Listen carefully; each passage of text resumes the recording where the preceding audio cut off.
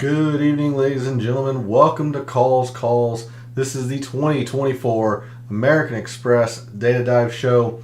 Still a little bit under the weather, but no fears as I am double with the water this evening. And we're here for all of your questions and all of the intense data that you will need to dominate and hit your wagers, optimize your DFS lineups. A very unique tournament with a 3-course rota and several field changes already. So we'll be getting into those. But I'm going to try to save as much of my voice as I can. So let's get into it. All statistics provided tonight and every night are from FantasyNational.com. It is the best tool out there for your money. It's going to make you a much smarter golf gambler, much better golf DFS player. Go check out FantasyNational.com. You won't regret it. In the description to the video, there are links to all of the social media. First off, my X and Instagram, where I normally place research for the week's tournament. Was not able to do that today. Fantasy National was having a little bit of some issues gathering the data for the Sony. So do not fear, I will have that research out tomorrow when Fantasy National has the Sony up to date. But if you want to see the weekly research that I do on the PGA Tour, give me a follow over at your preferred social media site. X is also where I place my weekly betting cards and weekly player exposures, or the player exposures for all of the DFS contests I play. Those come out every Wednesday evening after the DFS Tactics show. So if you want to see the weekly wagers and my player exposure, give me a follow over there. Lastly, for social media, Gabe's handle is in the description. He writes a very good article called The Fringe. It's a very good read. Yeah, it's a great way to start your week of preparation, and he continually updates you throughout the week with his own version of recent form and course history. And if you're a subscriber to his article, you're going to be able to join us every Wednesday evening in his Substack chat as we continue the DFS talk over there. So you're not going to want to miss out. Subscribing to his article is free to do, by the way. So go show Gabe some support. Follow him over on social media and subscribe to his article. And lastly, we're live. Chat is open. Want to hear from you all. Have you made any wagers? Did you fire off any players for the American Express? I certainly fired off a name or two that I liked, that I thought their number was just way too high. What do you think plays well here at the American Express? Who are you targeting? All that good stuff. So let's dig into the weeds of the data for the 2024 American Express. And we're going to start, as we always do, for a data dive show on a Monday evening over at Windfinder and get a feel for what the early forecast projection is. And it appears to be somewhat chilly or cool, I would think, this time of the year in Coachella Valley, but no wind to speak of, at least 48 hours to even 60 hours ahead of the tournament. I mean, gusts reaching 5 miles an hour throughout the majority of the tournament. So at least as of right now, we're not looking at any wind in terms of potential forecast or windy filter or anything like that in Fantasy National. Just looks like a chillier week in Coachella Valley, but nothing to do with wind. So with that, we're going to move to Fantasy National. And as I mentioned, there were several field changes already. Denny McCarthy, Scott Piercy, Kramer Hickok, Marty Doe or Zaching Doe, Austin Smotherman, Henrik Norlander, Seamus Power, and James Hahn are not playing this week at the American Express. The two biggest names I would think Denny McCarthy and Seamus Power, even though Seamus Power is listed as a tee time on Fantasy National, he is not playing. He is not playing. So we'll do a little bit of a recap, and then we got a lot of detail to look at this evening. So let me show all instead of just the favorites. We talked a little bit last night how this is just an easy tournament. These 3 courses are the second, third, and fourth easiest courses on the PGA Tour. The only other course that's easier in relation to par is Kapalua, the Century. So the first filter we're going to look at, let's just look at easy rounds to par.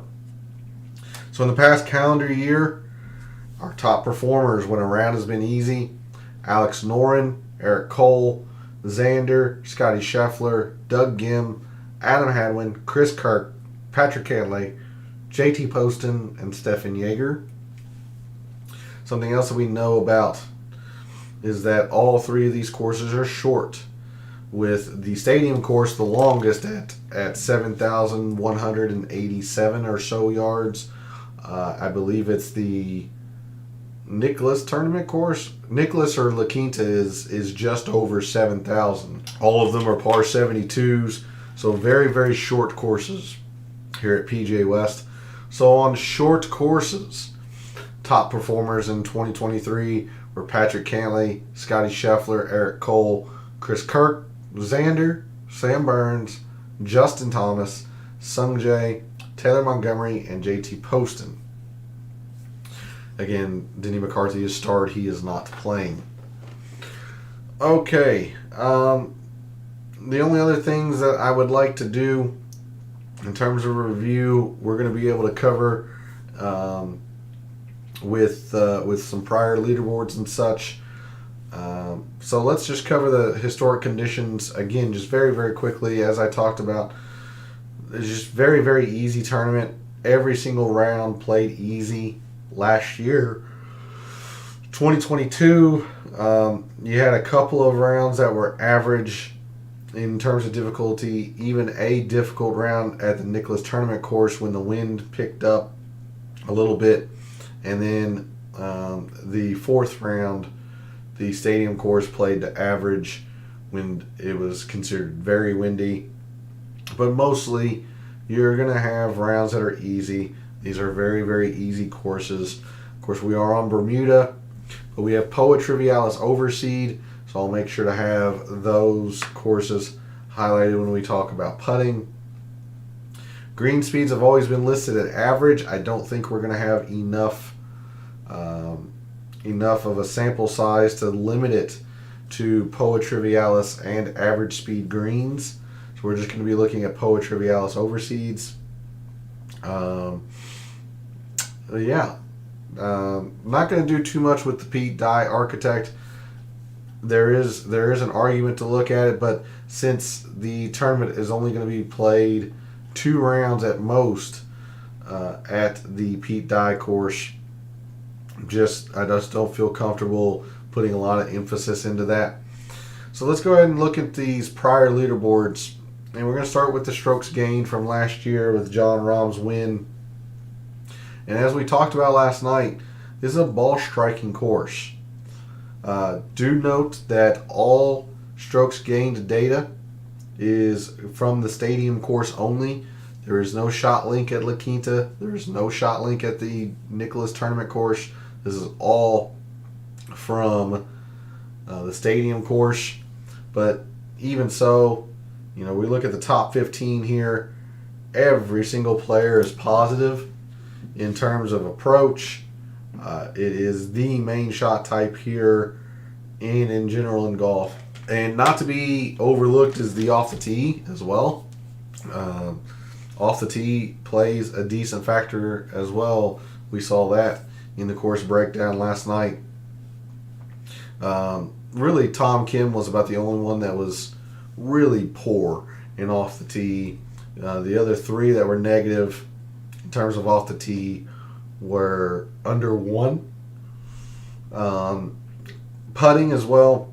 Like your winner, John Rahm, was really bad on the greens. He just made up for it with the ball striking. If we look at it, look at 2022, Hudson Swafford's win. We look at the strokes gained, going to the top 21 here, I guess, just for ties. Again, a lot in approach.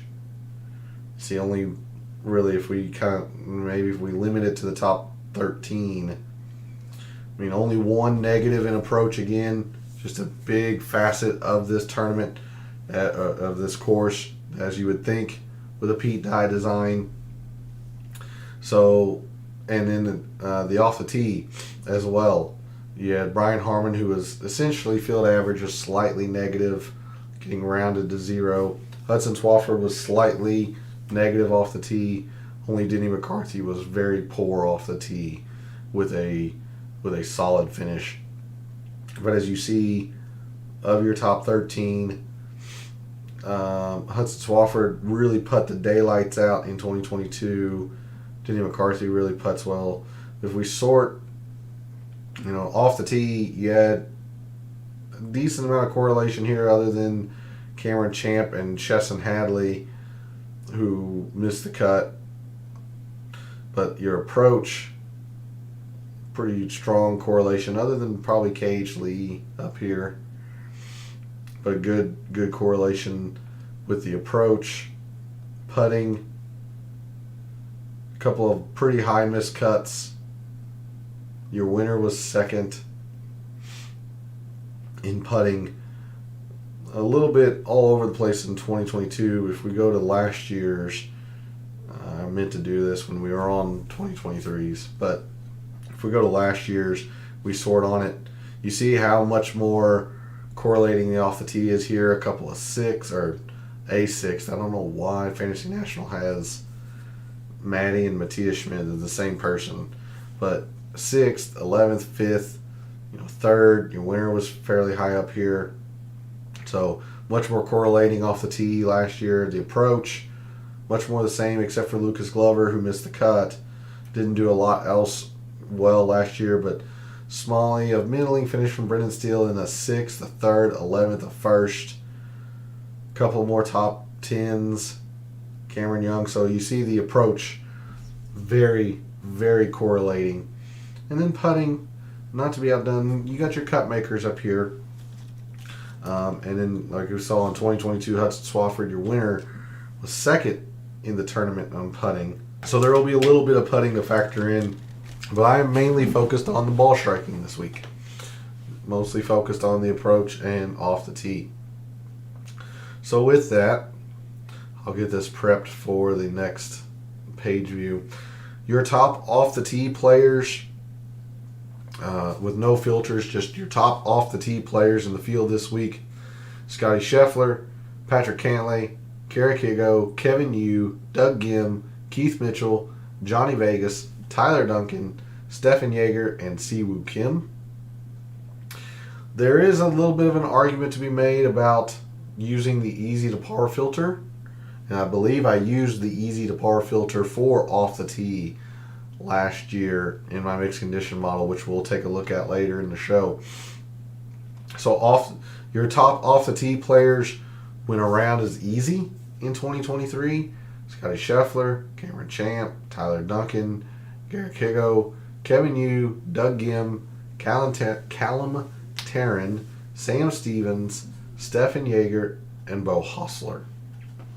Those are your top off the tee players went around was easy. All right, we'll remove that filter.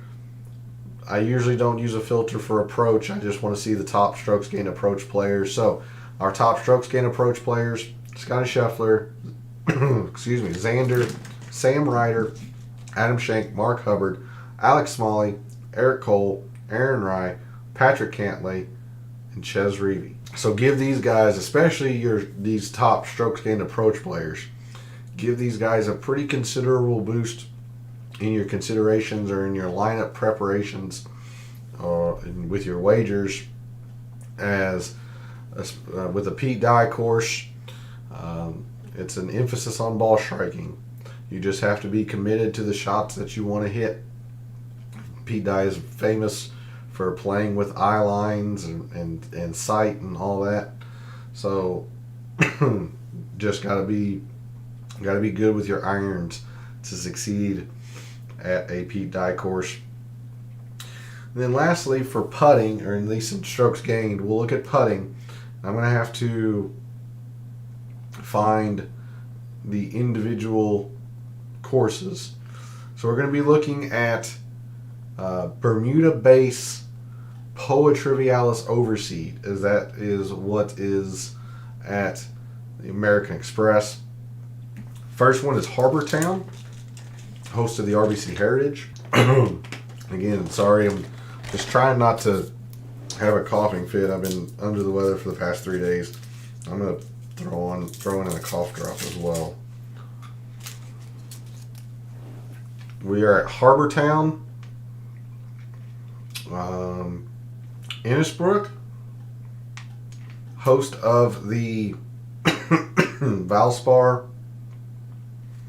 We have Quail Hollow, host of the Wells Fargo. TPC San Antonio, host of the Valero Texas Open.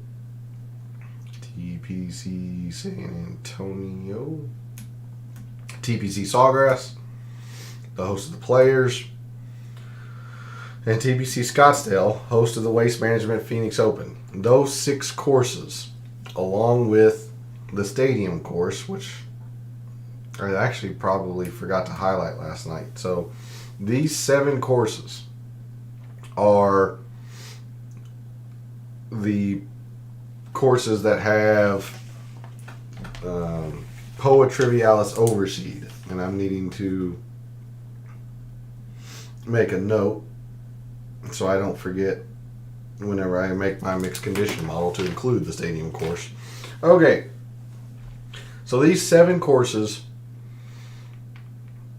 with Poa Trivialis Overseed, I'm going to bring this all the way out to 2019 just to get enough rounds to make it statistically significant for the players.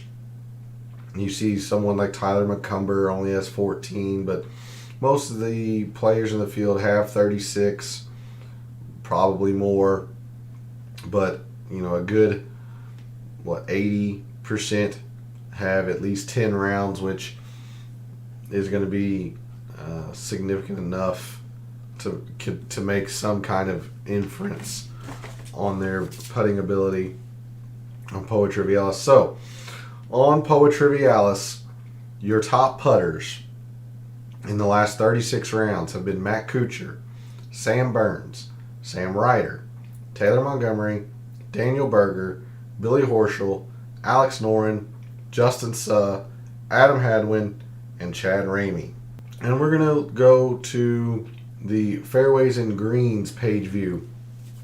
And we got some conflicting bit of data last night when, at least in the course breakdown at Fantasy National, driving accuracy was lower here than the average tour event, but the distance was also lower.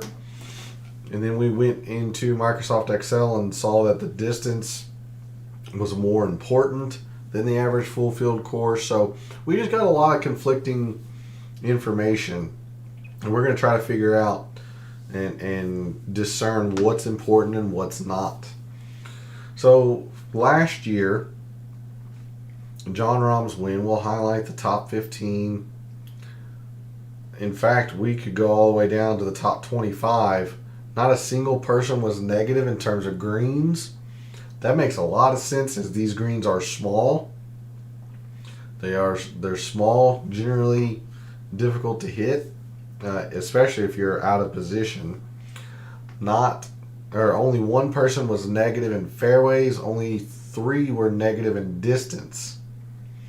So right off the bat, we get a pretty good inclination here and a good solid example of how off the tee matters, distance and accuracy. especially with the irons. If we sort, 6th, some middling finishes, middling to clunker. You have a miscut from Simikawa. Top 15 from Scheffler. Not a whole lot in terms of upper leaderboard success. If we were to sort on the leaderboard again, you had players that were positive, but not by huge amounts. Scheffler and Matty Schmid were the two standouts, at least high up on the leaderboard in terms of distance. But not a whole lot of correlation here if we sort on the distance. Fairways gained, again, a lot of the same. We have several miscuts, pretty high up here. Do have top 15, top 10, top 20. Nothing stellar, though, in terms of direct correlation. And then you come to the greens. You have 41st from Tyler Duncan. That's not great. 5th, 1st, and 18th. 6th, 11th.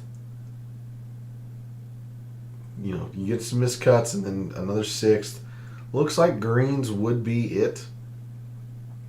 Looks like greens would definitely be it, at least from last year. We look at 2022 and fairways and greens.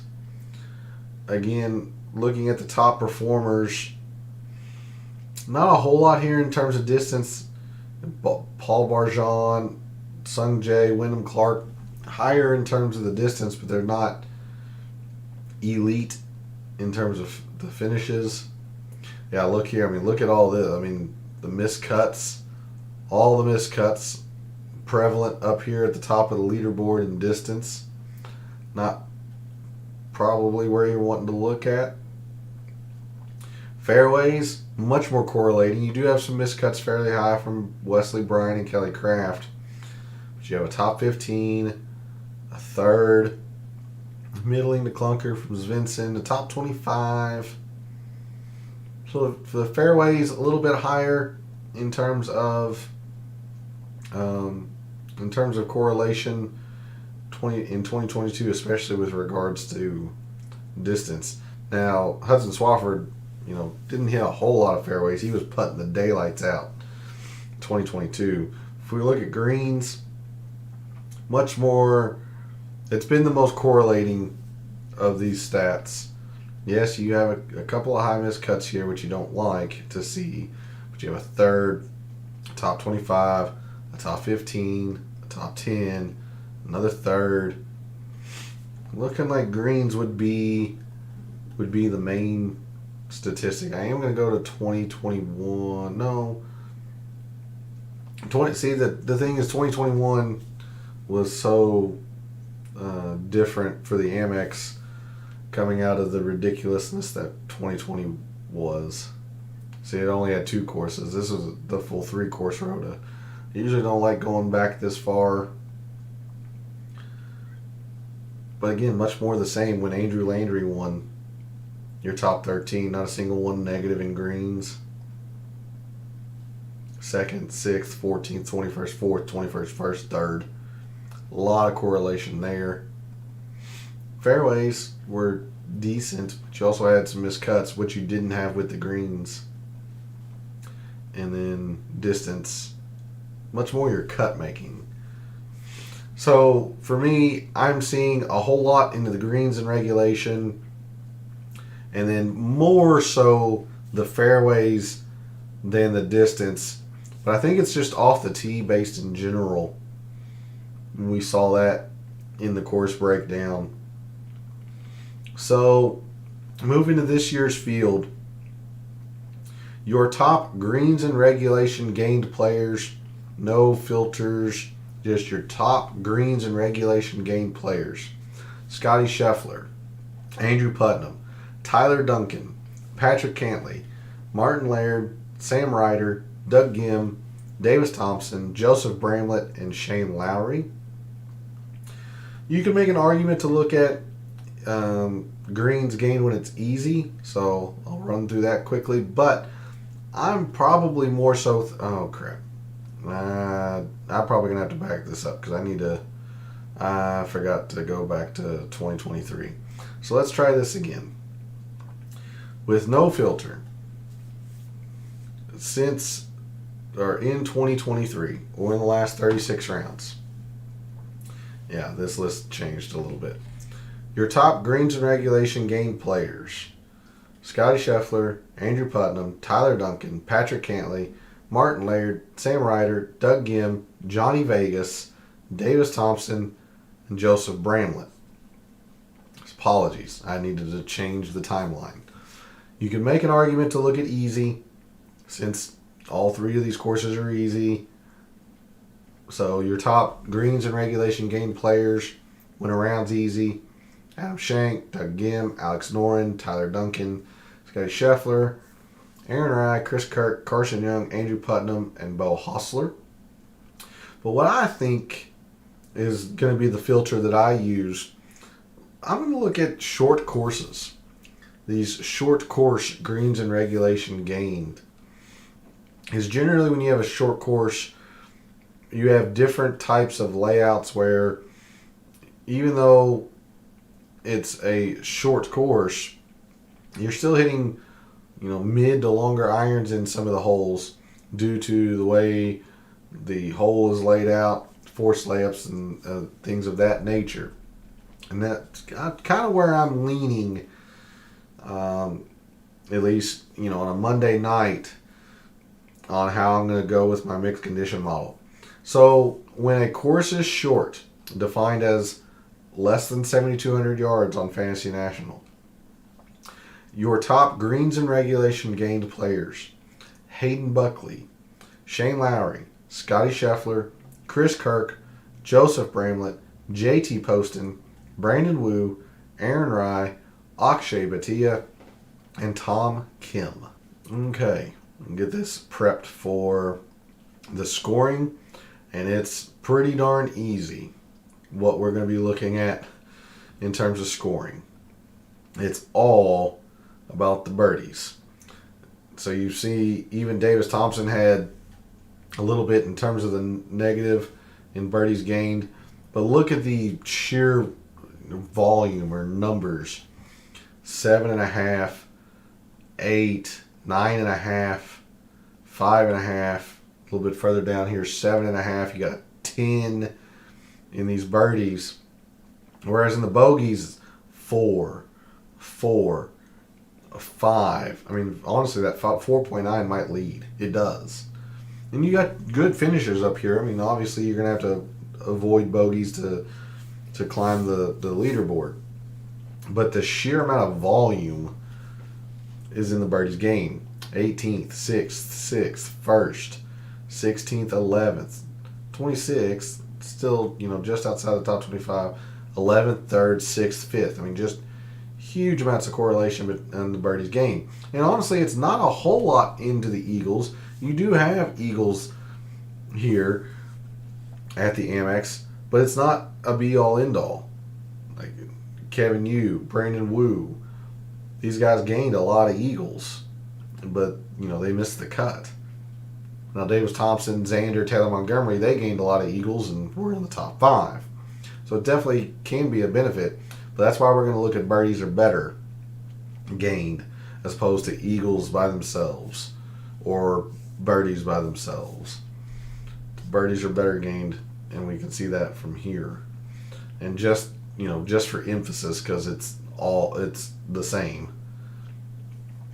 You got decent performances, 5.5, 4.5, but nothing that matches. Hudson Swafford 10.5, 8, 6.5, 7.5, 7.5. We sort on it. Your leader led the category in birdies gained. 1st, 3rd, 11th, 14th, 6th, 2nd, 3rd, 6th. It's just massive amounts of correlation. So, let me get this prepped for the next page view. Pretty easy. What we're going to be looking at, we're going to be looking at birdies are better gained And I always like to match a scoring filter with a scoring metric. So when a round is easy relative to par, our top birdies are better gained players in 2023. Eric Cole, Taylor Montgomery, Xander, Garrick Higgo, JT Poston, Scotty Scheffler, Akshay Bhatia, Sungjae, Peter Malnati, and Alex Noren. So pretty simple. That's about the only way I'm going to be looking at the birdies are better gained this week. Especially since we're going to be looking seemingly at greens and regulation as well. Give these guys a big considerable boost. Along with your strokes gained approach players, give these guys a pretty considerable boost when determining wagers or your lineups. These guys are they tend to go low when it's easy, and you're gonna have to do that to contend at the AmEx. Okay, now we move to proximity, and there were a lot of questions that I had around proximity when we went to the initial research show. So the most prevalent approach shot distance is from 150 to 175. But we also have, at least in relation to the average tour event, a lot from 75 to 100. And we also saw in Microsoft Excel that 75 to 100 was the only range that was positive against other full field courses. I would not think proximity would be, or total proximity would be, a big deal because of how small these greens are. But always good to be thorough and check. So, yeah, I mean the top 15 from last year, you got some decent numbers in the total procs. But look at the 75 to 100. Not bad. I mean, really, you got Garrick Higgo, who was pretty poor from that range. John Rahm was good from further away.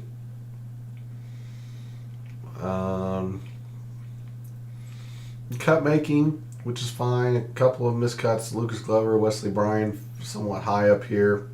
But nothing that's jumps off the page as strong or direct correlation. 75 to 100. I was going to say a little bit stronger. It might be a little bit stronger. Adam Long, high miscut, but you have a third. Couple of sixths. Really, it's kind of mediocre, bland in terms of correlation. Nothing here either, really. Not a whole lot in the 150 to 175. Again, not a whole lot here. Not a whole lot here.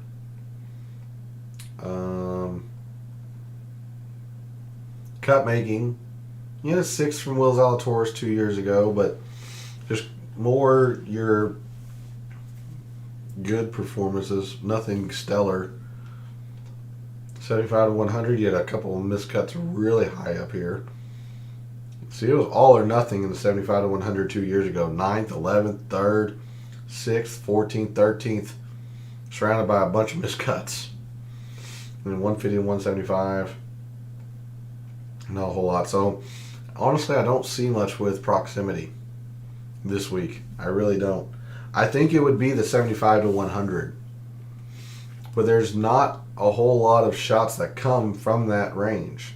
Only 10%, at least at the stadium course, come from that range. And we don't have shot link for La Quinta or the Nicklaus Tournament course. How much do we want to put our eggs into that basket? I wouldn't feel comfortable doing that. So I think if there is a range, I think you'd want to look at the 75 to 100, which would make some sense since all of these courses are short. But I just don't think I have the confidence to do that. So let's go ahead and just jump straight to the par threes. And we saw last night that these actually have a decent weight behind them. Unlike the first two tournaments of the year, the Century and the Sony, these carry some weight with them. The 3 hardest holes at the stadium course at PGA West are par 3s. We can look at that in the scorecard. Second hardest, par 3 6, 223. The hardest, par 3 13th, 195. It's the hardest hole. Third hardest hole is the par 3 17th, the Island Green at PGA West. 3 hardest holes at PGA West are par 3s. So if you play these, even, I can't even say well, if you play them to par, you're probably gaining some shots on the field. But we'll take a look here. Probably not a certain range would be my guess. I mean, 54th from Russell Knox, but right under him, 3rd, 6th, top 20, 2nd. You know, a clunker of a made cut, miscut, 6th. Very strong, other than Russell Knox and Paul Haley, I guess. But pretty darn strong correlation there.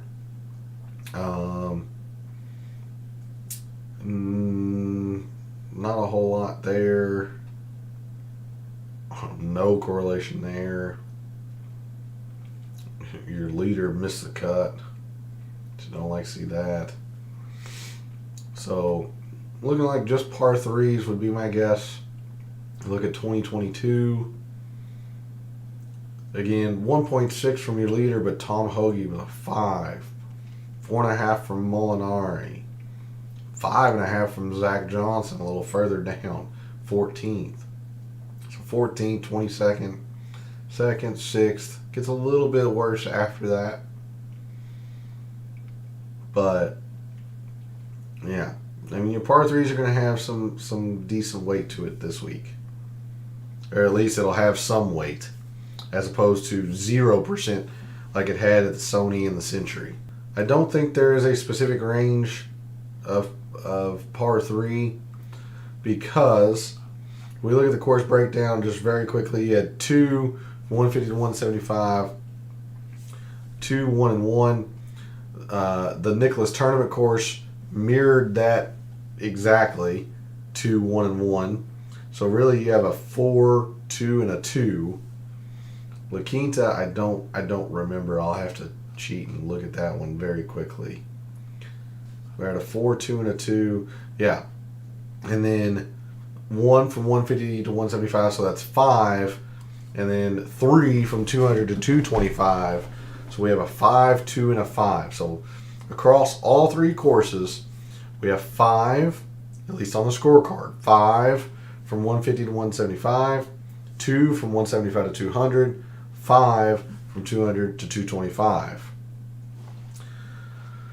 And like at La Quinta, 3rd hardest hole, par 3. The 5th hardest hole, par 3. 4th. So the 3rd, 4th, and 5th hardest holes at La Quinta are par 3s. The majority of the difficulty of these courses are in the par 3s. You have a 5th at the Nicklaus Tournament course. You have a 5th, the hardest, 7th, and 3rd. So all 4 of the par 3s at the Nicklaus Tournament course are in the top 3rd in difficulty. So par 3s are going to be a pretty big deal. I'm actually going to leave it on the Nicklaus Tournament course for when we go to par 4s and 5s. So with no direct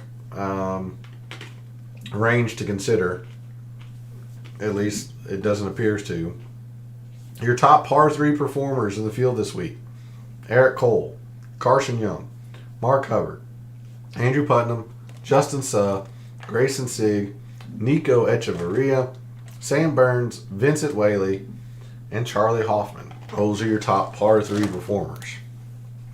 Move to par 4s.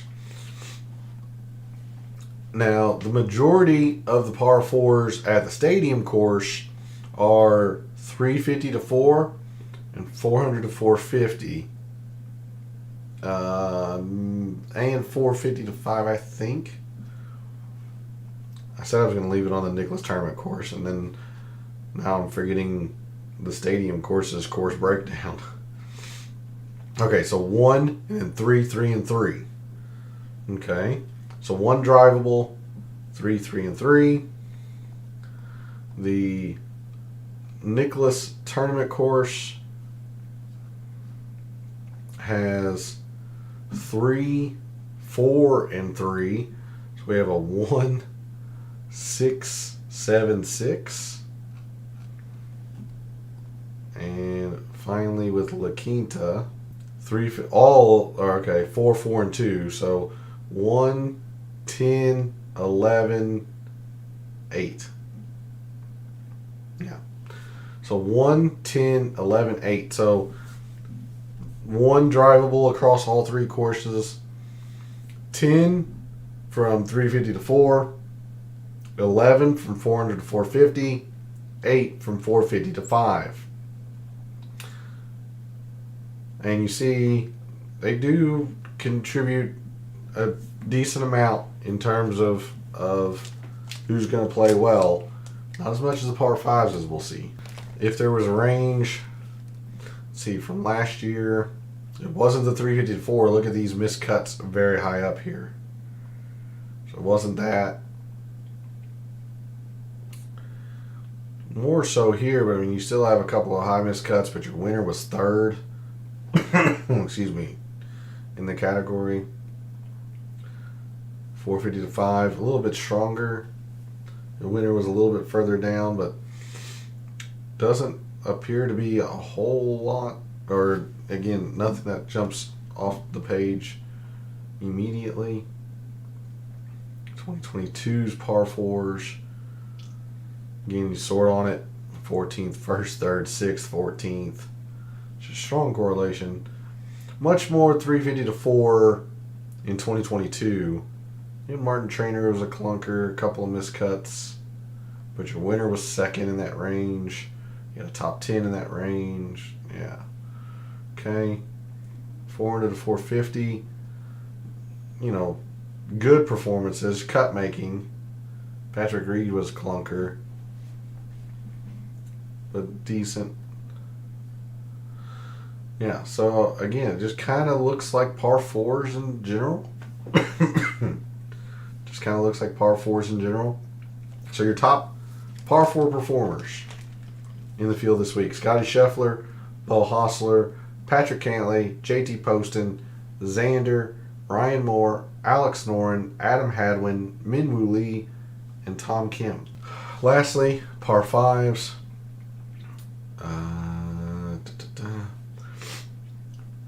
And we go back to course breakdown here very quickly. So for La Quinta, all 4 of your par 5s are from 500 to 550. So all 4 are very short at La Quinta. Nicklaus Tournament course, you got 3 from 500 to 550, and then 1 from 550 to 6. So you got 7 and 1 essentially. And then for the stadium course, it's a little bit more spread out. You have 1, 2, and then this 1 I can tell you is 600 on the scorecard. So you can actually probably put that in this bucket here if you wanted to. You had 7 and 1, so this would be 8 and 4. Just to make math easy. So 8 from 500 to 550 across all 3 courses. 4 from 550 to 6. 3 of those 4 are at the stadium course. So you're going to have a lot of short par 5s. And if we sort on that, I mean, look at some of these numbers: 4.5, 5.5, 9.5 from Xander, 5 from Robbie Shelton. I mean, Dean Burmester was a clunker, but 3rd, 2nd, 6th, 11th, 18th, top 25, your winner, top 11. Looking at just the 500 to 550 range. Third, second, then a miscut. 18th, first. Lots of big numbers here in the par 5s. 500 to 550. A lot less correlating there. 2022 par 5s. Oh, well, there we go. Again, sort on it. 25th, 9th, 3rd, 6th. Clunker from Sam Ryder. 10th, 14th. Your winner was a little bit further down as well. 500, 550. Much more miscuts up here than I would have liked to have seen. But you have a bunch of miscuts up here too. So, doesn't look like there is a specific range, at least from the prior leaderboards. So, our top par 5 performers in the field this week at the AmEx.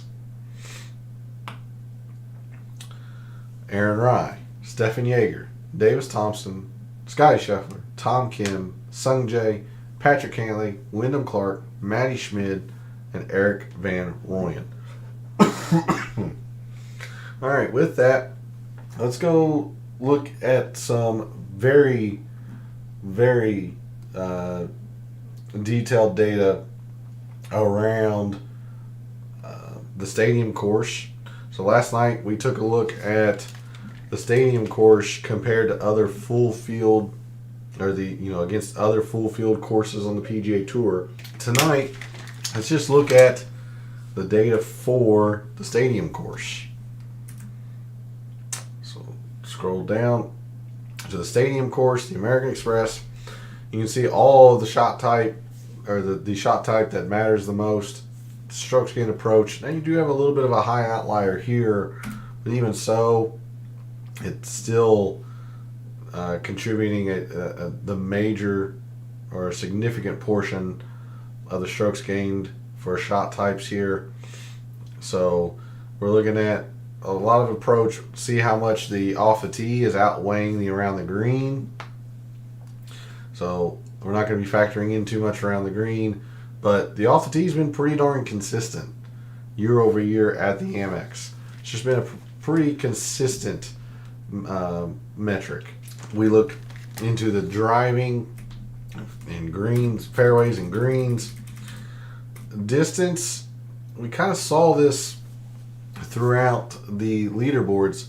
It's been really chaotic in terms of consistency. Didn't appear to contribute too much in terms of upper leaderboard success. Instead, we're looking at greens, which is a 3.3. Just very quickly, greens says it's 5% more important, so I can believe that. So, looking at greens, birdies and bogeys. I mean, this might be one of the widest margins between birdies gained and bogeys avoided on the PGA Tour, or at least course-wise, one of the biggest margins between birdies and bogeys. I can't confirm that. I have to go line by line, but it's a very significant gap between birdies gained and bogeys avoided. So it's just all about the birdies here. All about the birdies. But where we're going to gain a lot of insight around the stadium course in particular, let's look at these specific lengths of par 3s, 4s, and 5s and figure out if there is a certain range that we want to focus on, or at least where the majority of the strokes gained total comes in. Now, in the par 3s, remember, across all three courses, we have 5, 2, and 5. 5 on the scorecard, 2 on the scorecard in this range, 5 on the scorecard there. Makes sense that you see the majority of the strokes gained come in the links with 5 of those holes. So, doesn't look like we're going to be focused on any specific range of par 3, since this is making up maybe 40% of the strokes gained total in the par 3s. So, just looking like par 3s in total. Par 4s, kind of the same. You do have I do have the 400 to 450 that's higher than the others by a decent amount, but it's still not making up. Again, it's about 40% of the total. It's about 40% of the total. So, and it's actually lost in importance over the recent years, where the 350 to 4s have gained. So, yeah, I just see par 4s in general again. In terms of par 4s, just total par 4s, and then par 5s. If there was a range, you would have thought it was the 500 to 550, and you see it's 250% more important than the 550 to 6. This is 5/8. What's 5/8? 57%? No, 62%. So maybe we look at just the 500 to 550 par 5s. Maybe. Because you got a couple of lower outliers, way back. They've actually gained importance past 3 years. So maybe we look at 500 to 550 par 5s, the shorter par 5s, since, we have 75% of the par 5s on the 3 courses fall into this range. Okay. All right, let's take a look at last year's mixed condition model, see how it fared results wise, what metrics I used, see where we can improve, and all that. So I usually like looking at my top 20. Now I had the winner, so I give myself a tad bit of credit, even if it was John Rahm, and fairly obvious he still has to be in the top 20. So getting a little credit there, but I had a lot of missed cuts. 1, 2, 3, 4, 5, 6, 7, 8 of my top 20 missed the cut. That is not good. I'm looking for 4 to 5, about 20 to 25% of my top 20 to miss the cut. So I'm doubling that. That is not acceptable. I had strong finishes up here of those who made the cut. Jason Day was a top 20. It was fairly unique. Let's see. Siwoo Kim at 10% was a top 25. So, there was a little bit going on decent here. But overall, this is not a good results-based or a results-focused mixed condition model. So I would definitely not be happy if my mixed condition model this year produced these results. So what did I look at? Well, I had 20% birdies or better gain when it was easy to par. That makes a lot of sense. I'm probably thinking about the same. I'm definitely using birdies or better gain. I'm definitely using easy to par, and I was gonna put more into birdie. Maybe even make it 25%. So that makes a lot of sense. 15% in approach makes a whole lot of sense as well. 15% in par 3s. That might be a touch heavy. But again, just emphasis on the par 3s. I did look at just the 500 to 550 par 5s. 15% there. All right. 10% off the tee when it's easy. Yeah. 10% greens when it's on short courses. Yeah. Now this is an area we'll definitely want to reconsider. 5% driving distance when it's easy. Like we just saw that driving distance wasn't that much of a factor in the prior leaderboards, and they just weren't. At 5% par 4s, 5% par 4s, 400, 450. So unfortunately, I have a lot here that I seemingly am going to use again, or I'm along the same lines of thought. The only thing I'm seeing as a potential change I cut off my data sample to only go back to the Fortinet of the prior year. So 2022 Fortinet to the 2023 Century Tournament of Champions, or the Sony, I should have said. Whereas this year, I'll be going all the way back to the full calendar year and then the last 36 rounds. That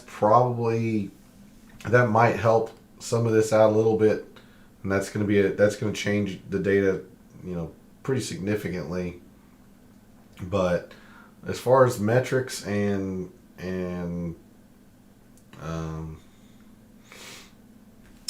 filters, percentages, I'm along a lot of the same lines in thought process. So how do they do predictability wise? If we were to sort on, if we were to sort on the results, so John Rahm's line 1, Davis Thompson line 2, and go all the way down. I think I did this for the top 25 since it was just a nice round number for the ties. See, birdies are better game was a 56. That's okay. It's not great. Certainly better than the approach.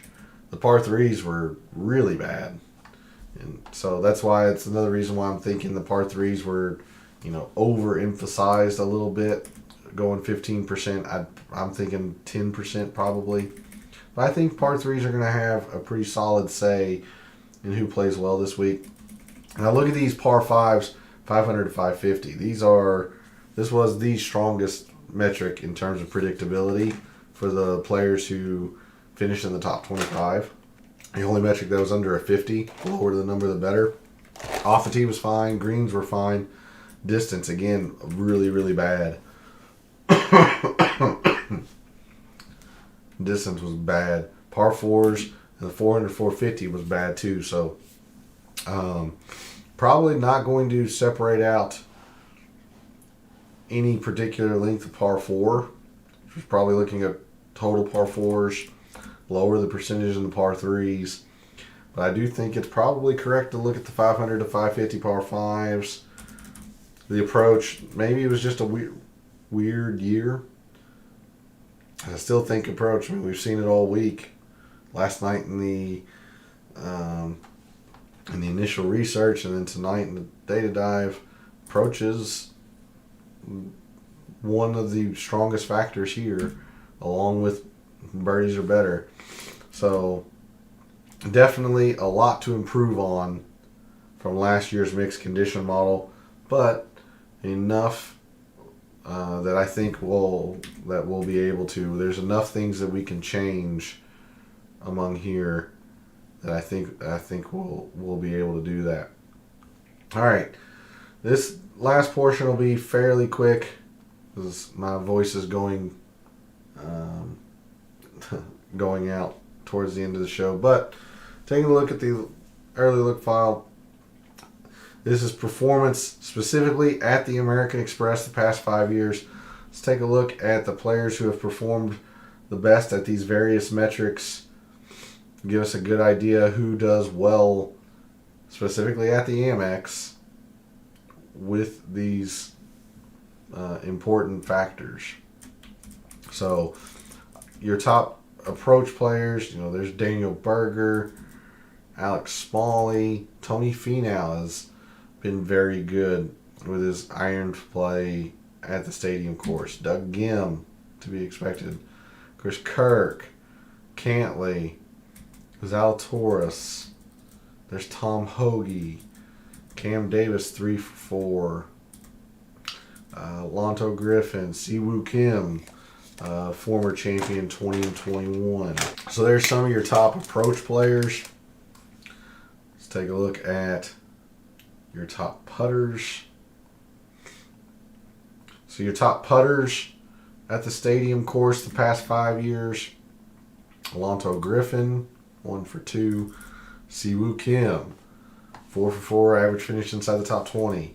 Ben Martin's 2 for 3. Adam Hadwin, 4 for 4, average finish inside the top 20. Sung Jae's 5 for 5, average finish inside the top 15. Henrik Norlander, 3 for 3. Andrew Putnam's 5 for 5, Average finish inside the top 25. Jason Day, 2 for 2. JT Poston, 4 for 5. Cam Davis, 3 for 4. There's Finau, pretty darn good on these greens. So, okay. Yeah, let's take a look at greens. Greens in regulation gained.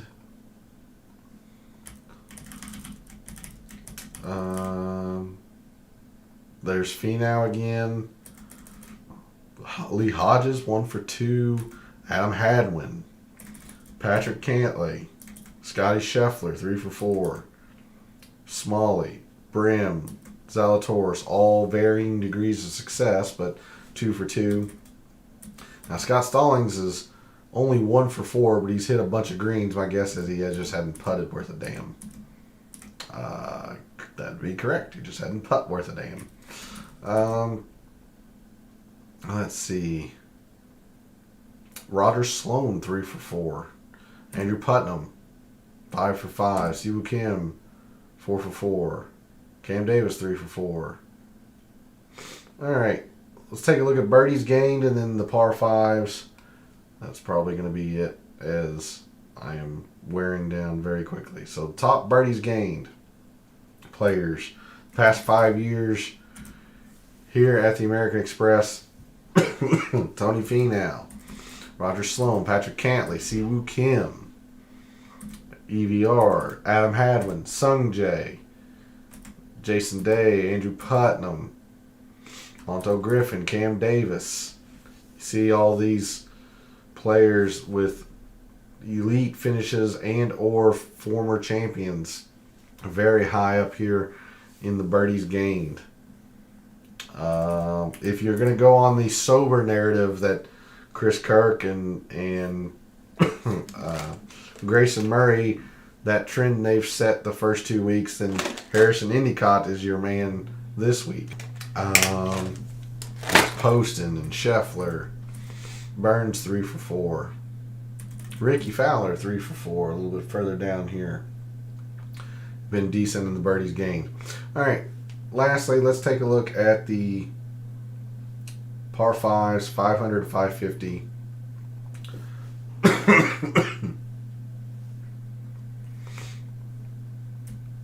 And your top performers on par 5s, that range here at the AmEx. Berger, Scotty Scheffler, there's JT Poston, 4 for 5. Lee Hodges, varying degrees of success there.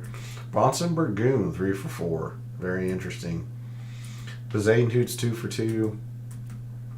Sam Burns, Putnam, Davis, Roger Sloan popped several times. Interesting. All right. That's going to do it for the show this evening. Again, apologies. I'm still pretty under the weather. Try not to have a coughing fit all over you all. What am I trying to do here? Sort on average finish. That's going to do it for the show this evening. I want to thank everybody for tuning in, bearing with me as I try to get through the show and give you all the stats and the detail that you need as you prepare for your lineups and your wagers this week. Thanks for tuning in, watching, listening, supporting the channel by liking the videos, commenting, subscribing. I always appreciate it. Reminder that the research that normally comes out on Mondays will come out tomorrow. Hopefully Fantasy National will have the data fixed for the Sony. And I'll be able to post that research for you all on social media tomorrow. So be on the lookout for that. Thanks again for all the support. For all the wagers you made so far this week for the American Express. For all the wagers you're thinking about making this week for the American Express. And until I see you Wednesday night for the DFS Tactics show, may all your bets be profitable.